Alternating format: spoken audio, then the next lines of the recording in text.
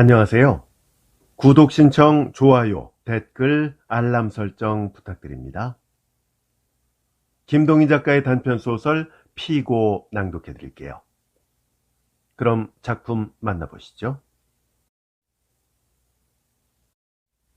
피고는 경찰서와 검사국에서 자백한 바를 모두 부인하되 피고인의 범죄 사실은 확실하다.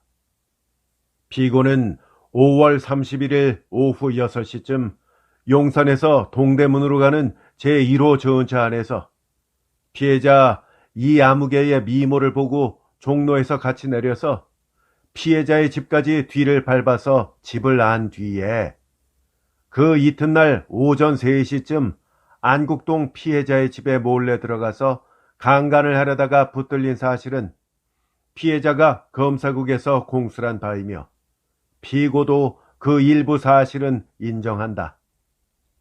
피고가 모 내외 술집에서 친구와 술을 먹고 헤어진 것은 오전 2시며 나머지 1시간 동안을 들어갈까 말까 주저한 것은 피고에게 약간의 양심이 남아 있었다고 할 수는 있지만 그래도 강간 미수라는 큰 죄는 법으로 다스리지 않을 수 없다. 그러므로 본관은 형법에 의지하여 피고를 징역 3년에 처함이 옳다고 생각한다. 이것이 그에게 대하여 한 검사의 논고였다. 그 뒤에는 소위 관선 변호인이라는 사람이 그를 위하여 변호를 하였다. 피고의 모든 행동은 모두 술 때문이었고 또 그의 이전의 품행이 단정하였던 것을 보고 특별히 가벼운 벌을 씌워주시기를 원한 것이다. 저녁 뒤에 어두침침한 감방 안에 앉아있는 그의 머리에는 아까 재판소에서 지낸 광경이 활동사진처럼 지나갔다. 검사도 그를 강간 미수죄로 다스려달라고 하였다. 변호사도 그를 위하여 죄는 그렇지만 특별히 용서해달라고 원하였다. 일이 이렇다 보니 극도로 어지럽게 된 그의 머리에는 과연 자기가 그 이모라는 여학생의 집에 강간을 하러 들어갔다는 것처럼 생각되게까지 되었다. 5월 31일 그는 한 달을 땀을 흘려서 얻은 월급을 받아주고 문득 친구 D를 생각하였다. 동시에 술과 취한 뒤의 아름다운 환상을 생각하였다. 그리고 D를 찾아서 한 잔 술을 나누어 먹을 작정으로 공장을 뛰쳐나와서 안국동 사는 D를 찾으러 동대문 가는 전차를 잡아탔다. 이리하여 전차가 남대문에 이르렀을 때에 어떤 예쁜 여학생이 전차에 하나 올라서 그의 맞은편에 걸터 앉았다. 젊은 사내인 그는 문득 예쁜 계집애다 생각하였다. 그와 함께 저런 계집애를 마누라로 삼고 살았으면 얼마나 즐거우랴 생각하였다. 전차는 종로에 도착하였다. 그는 전차에서 내려서 그에게는 향기롭다고 생각되는 피존 한 대를 붙여물고 안국동으로 향하였다. 그리고 문득 앞을 보매 아까 그 계집애가 앞서서 활발히 걸어간다. 그는 다시 한번 그런 계집애를 마누라로 삼고 싶었다. 그는 앞에 보이는 좁은 골을 보고 그리로 들어가서 한참 가면 뒤에 집이거니 생각할 때에 그 계집애가 벌써 그 골목으로 들어섰다. 그는 부끄러워서 옆 골목으로 돌아가려다가 그만 그 골목으로 들어섰다. 이리하여 한참 가는 동안 그 계집애는 길을 인도하는 듯 때때로 힐끗힐끗 돌아보면서 그의 앞을 걸었다. 마침내 D의 집에 이르렀다. 그가 D를 찾으려고 뜻없이 앞을 볼 때 그 계집애가 D의 집에서 대여섯째 되는 어떤 깨끗한 집으로 쑥 들어가 버렸다. 그는 그만 정신없이 걸어나가서 그 집을 들여다보았다.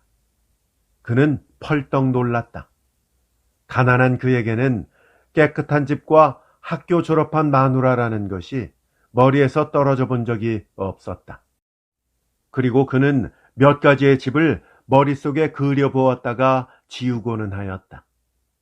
이리하여 마침내는 완전하고 쓸모있고 깨끗한 집이 머릿속에 생겨났다. 그리고 돈만 벌면 이런 집을 지어보리라고 마음속에 굳게 생각하였다. 그러나 그 계집애가 들어간 그 집이야말로 이것이면 하고 그의 머릿속에 건설된 그 집에 다름없었다. 드높고 서늘한 대청이며 깨끗하게 생긴 건넌방이며 또는 대청 앞에 새로 해놓은 화단이며 그의 열내로 바라던 바람의 덩어리가 뭉쳐서 이 집이 되지 않았나 생각될 만한 집이었다. 이런 집에 한번 살아보았으면 아까 그런 계집애를 마누라로 삼고 그는 얼마 동안 거기 서 있었는지 알지 못하였다. 좀 있다가 건넌방 장지문이 덜컥 열리면서 아까 그 계집애가 머리를 쑥 내밀다가 대문 안에 눈이 멀뚱멀뚱 서 있는 그를 보고 눈을 흘기더니 도로 쑥 들어가 버렸다. 그는 펄떡 정신을 차리고 그 집을 나서며 뒤의 집에 이르렀다. 서너 시간 뒤에 그와 뒤는 그 근처에 있는 어떤 내외 술집에서 얼근이 취하여서 마주 앉았다. 술로 말미암아 용기가 난 그는 이 세상이 모두 자기 앞에 꿇고 앉았는 듯이 지절거렸다. 레닌이 노동노국을 세움에 마르크스가 도와주었다. 그래서 멜서스가 생활을 하여 마침내 보이콧이 되었다. 그러매 우리 프롤레타리아는 힘을 다하여 부자들을 없이하고 잡지에 투서를 하여야 한다. 그는 여기저기 강연회에서 얻어들은 어려운 말을 함부로 내뿜었다. 그리고 자기도 한낱 훌륭한 사람이 된 것 같이 생각하였다. 새벽 2시쯤 그들은 술집을 나서서 디는 자기 집에 돌아가고 그도 동대문 밖 자기 집으로 향하였다. 종로에 도착해서 보니 전차는 벌써 없어졌다. 제길 걸어가 주마. 전차가 다 뭐야? 부르주아 놈들. 그는 이렇게 중얼거리고 걷기 시작하였다. 이리하여 한참을 걸어서 어떤 큰 문 앞에까지 이르렀다. 벌써 왔다. 전차가 있기만 했다면 2냥 반 삭을 뻔했네. 그러나 그 다음 순간 그는 그것이 동대문이 아니고 남대문인 것을 깨달았다. 내가 취했구나. 그는 크게 한번 웃은 뒤에 돌아섰다. 그러나 그는 길을 어떻게 들었는지 좀 뒤에 그의 앞에는 커다란 경성일보사가 우뚝 서 있다. 옳다. 됐다. 인젠 이리로 쑥 나가서 동쪽으로만 가면 된다. 그는 다시 마음 먹고 다시 걸었다. 그러나 여우에게 홀렸는지 그는 앞만 걸어도 동대문은 보지 못하였다. 그는 유행 노래라 양산도라를 코와 입으로 부르면서 좁은 길 큰 길 할 것 없이 한없이 걸었다. 이리하여 얼마 뒤에 그는 아직 동대문은 보지 못하였는데 자기 집 앞에 서 있는 자기를 발견하였다. 그는 서슴지 않고 대문을 밀매 대문이 열렸다. 그는 안뜰로 들어섰다. 그러나 뜻하지 않은 일은 그의 집이 이전에 살던 그 오막살이 집이 아니고 어느덧 자기의 마음에 맞게 지은 그 집이었다. 언제 내가 다시 지었나? 잠깐 머리에 이런 생각이 지나갔지만 시제 눈앞에 이 집에 있는지라 그는 서슴지 않고 다 떨어져가는 검은 구두를 벗어던지고 대청에 올라섰다. 역시 나는 지중지물이 아니다. 집도 잘 지었네. 그는 돌아서서 대청에 켠 전등빛으로 뜰에 만반한 꽃밭을 둘러보고 자기 방이라고 생각되는 건넌방에 들어갔다.